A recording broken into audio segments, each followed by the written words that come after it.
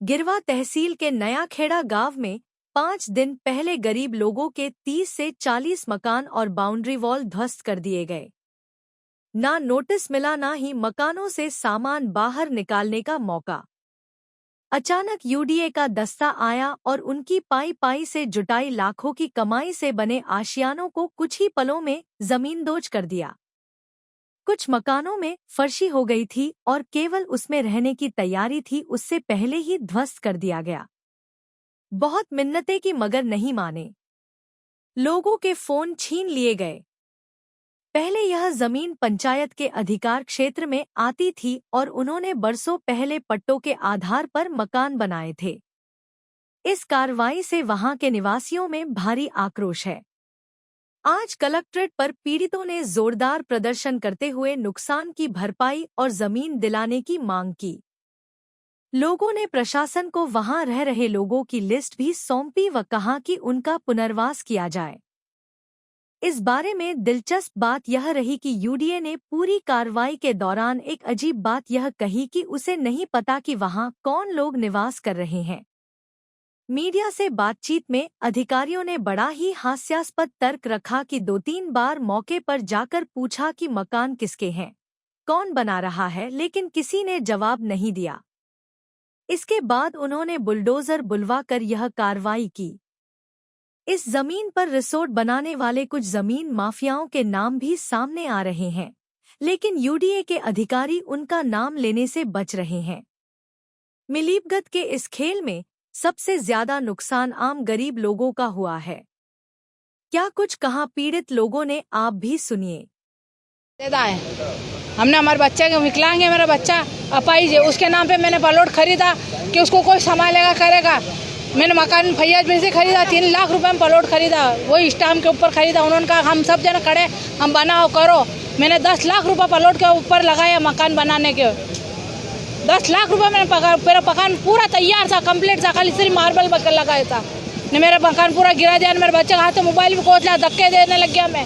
हम गए वहाँ पे, जो पुलिस वाले हैं सब क्या नहीं आए थे, कोई भी नहीं था, न फोन भी नहीं करा, स्विच ऑफ कर दिया। मेरे बच्चों को भी धक्के दिए, करे मोबाइल खोज लिया मेरे चोरे का, न हमें वहाँ खड़ा भी रहने दिया। पूरा मेरा कंप्लीट मकान था, मेरे सटल वटल सब लग गए, तो तैयार मकान था। अब आज ये भी कहना है कि अब गिराए के थे, हमें पता भी नहीं ना गिराए, हम तो घर पे थे, ने फोन आया। हमें मकान चाहिए भैया, हमें उसको चाहिए, हमें तो मेरा पक्का तैयार था। 3 लाख में जब प्लॉट लिया, 10 लाख रुपए लगाए मैंने, हमें तो पूरा तैयार था मेरा मकान। हमने प्लॉट लिया फैयाज भाई से, उन्होंने कहा कि ये मैं रजिस्ट्री करवा दूंगा और आप बनाओ, बेटेंशन होके बनाओ। हमने कर्जा लिया, ब्याज से पैसा लिया और हमने मकान बनाया, और हमें इन्फॉर्मेशन भी नहीं दी, इतला भी नहीं दी, और हमारा मकान गिरा दिया। और हम झाड़ू पोछा करने जाती हूँ मैं, मेरे पास इतला आई कि मकान गिर गया। मैं वहाँ से भागी तो पुलिस वालों ने धक्के दे के वहाँ से हमको भगा दिए। क्यों? ये फैयाज भाई खेड़े में ही रहते हैं और उनसे हमने प्लॉट खरीदा। आज के 5 साल पहले मैंने प्लॉट खरीदा और वो उनसे तो प्रभावित लोग भाग गए, वो तो उनसे बात ही नहीं हुई हमारी अभी तक। वहाँ से गायब है, वो वहाँ है ही नहीं, वो मोबाइल ही स्विच ऑफ आ रहा है। क्या करे बताओ? दलाल है, और इसमें 4-5 जने और है दलाल। हम कर्जा करके ब्याज से पैसा लाके और हमने मकान खड़ा करा और हमारा मकान गिरा दे। 9 लाख रुपए लग गए मेरे, और मैं झाड़ू पोछा करने जाती हूँ और इन इतला भी नहीं दिया हमें कि ये मकान गिरा रहे हैं हम। हमारे पास इतला होती तो हम कुछ करते, मगर प्लॉट मैंने 160 में खरीदा था आज के 4-5 साल पहले, और ब्याज से पैसा लाके मैंने मकान बनाया। अखिलेश जी मोगरा से खरीदा था हमने, इसमें दलाल अयूब भाई था, उसे हमने कहा कि नहीं मकान उन्होंने हमें दे दिया था। उसके बाद उन्होंने बोला कि नगर निगम या किसी अदरवाइज कोई कार्रवाई होती होगी, जैसे रोड चौड़ा होना वगैरह, तो आप उसमें कोई होगा तो आप चला जाएगा प्लॉट। ऐसा कुछ हुआ ही नहीं। उसके डायरेक्ट वही कह रहे हैं यूआईटी की ज़मीन है। फिर हम यूआईटी वाले 2 ऑफिसर आए, उनसे हमने कहा कि भैया मैं सामान तो निकालना है, तो वही कह रहे इसे बिठा के जेल में डालो, ये है ना। और मेरी मम्मी वगैरह इनको भी धक्के दे के उन्होंने बाहर निकाला वहाँ से। एक काली टी शर्ट में आदमी आया था, वो गाली गुप्ता कर रहा था। हमने कहा सामान निकालना तो खाली, हम ज़मीन खाली कर रहे हैं, चलो हटाओ। और सामान समेत हमारा घर गिरा दिया था उन्होंने।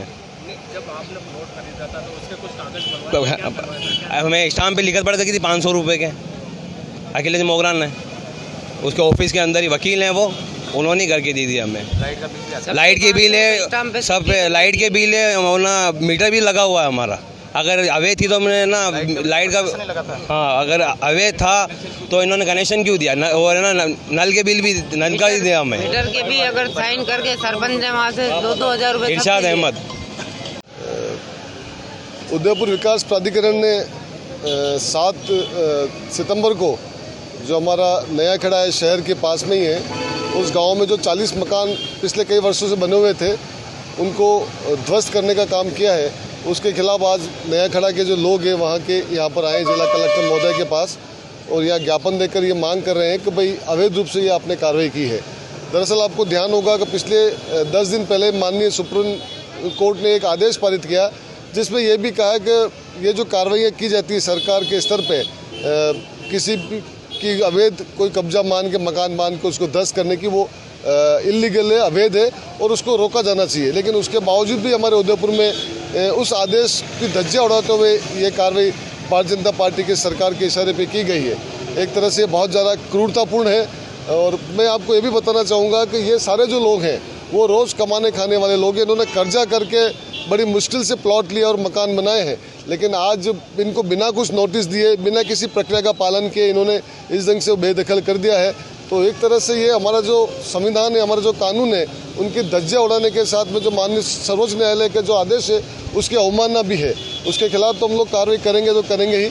हम लोग ये भी मांग कर रहे हैं कि भाई आज जो ये कार्रवाई की अवैध, इसलिए इन सभी लोगों को वहीं पर वापस जो है प्लॉट देने के साथ में जो भी न्यूनतम शुल्क है वो सभी ये देने को तैयार है और इनको वहीं पर अलॉट करने का काम करना चाहिए।